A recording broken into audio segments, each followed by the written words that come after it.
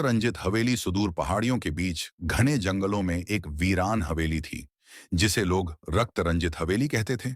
इस हवेली से जुड़ी कई डरावनी कहानियां थीं।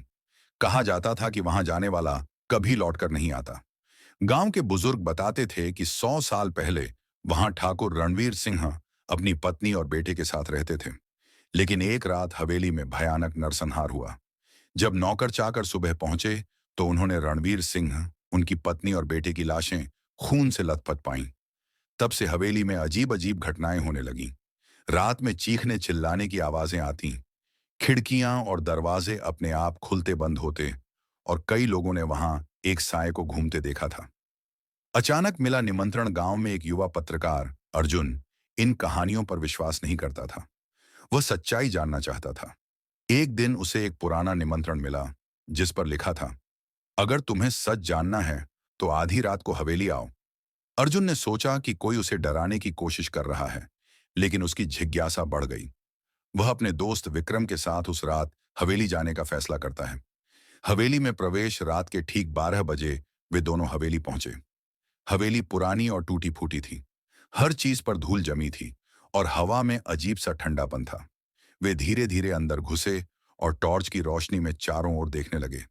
तभी अचानक हवेली के दरवाजे अपने आप बंद हो गए। ये क्या था? विक्रम ने घबराते हुए पूछा। शायद हवा से हुआ होगा, अर्जुन ने कहा, पर उसकी आवाज में भी हल्का डर था। वे दोनों हवेली के अंदर आगे बढ़े। दीवारों पर खून के धब्बे थे। अचानक उन्हें लगा कि कोई उनके पीछे चल रहा है। उन्होंने पीछे मुड़कर देखा। कोई नहीं था। शायद हमारा भ्रम होगा, अर्जुन ने खुद को समझाने की कोशिश की। परछाई की दहशत वे जैसे ही हवेली के मुख्य हॉल में पहुंचे, टॉर्च की रोशनी में उन्हें एक धुंधली परछाई दिखी।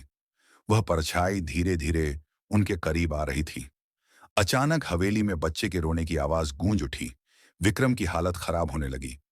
अर्जुन, हमें यहां से निकलना चाहिए। लेकिन अर्जुन कुछ देख चुका था। सामने की दीवार पर लिखा था, तुम भी मरोगे। अर्जुन के हाथ पैर ठंडे पड़ गए। तभी हवेली की सीढ़ियों से किसी के भारी कदमों की आवाज आने लगी। दोनों ने ऊपर देखा। वहां एक आदमी खड़ा था, आधी जली हुई शक्ल, आंखों से खून टपकता हुआ। तुम यहां क्यों आए? वह भयानक आवाज में बोला। अर्जुन और विक्रम जड़ हो गए। तभी वह आकृति हवा में तैरती हुई उनकी तरफ बढ़ी। अचानक अर्जुन को एहसास हुआ कि यह आत्मा रणवीर सिंह की थी, जो अपने परिवार की हत्या का बदला लेना चाहता था। मौत की दस्तक अर्जुन ने हिम्मत जुटाई और कहा, हम यहां सच जानने आए हैं। बताइए, आपके साथ क्या हुआ था?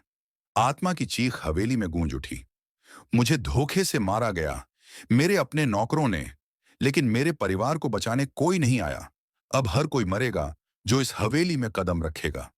इतना कहते ही आत्मा ने अपना हाथ उठाया और अचानक हवेली हिलने लगी। अर्जुन और विक्रम ने भागने की कोशिश की, लेकिन दरवाजा फिर से बंद हो गया। चारों ओर से परछाइयां घेरने लगीं।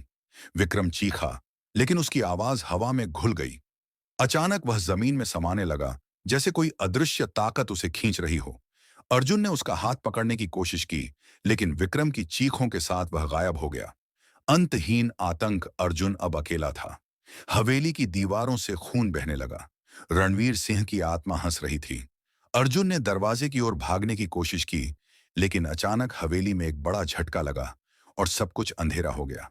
अगली सुबह गांव वालों ने हवेली के बाहर अर्जुन की लाश पाई। उसकी आंखें डर से फटी हुई थीं और उसके शरीर पर वही शब्द खुदे हुए थे, तुम भी मरोगे। आज भी अगर कोई रात में उस हवेली के पास से गुजरता है तो उसे अर्जुन और विक्रम की चीखें सुनाई देती हैं, और कोई परछाई हवेली की टूटी खिड़की से झांकती हुई दिखती है।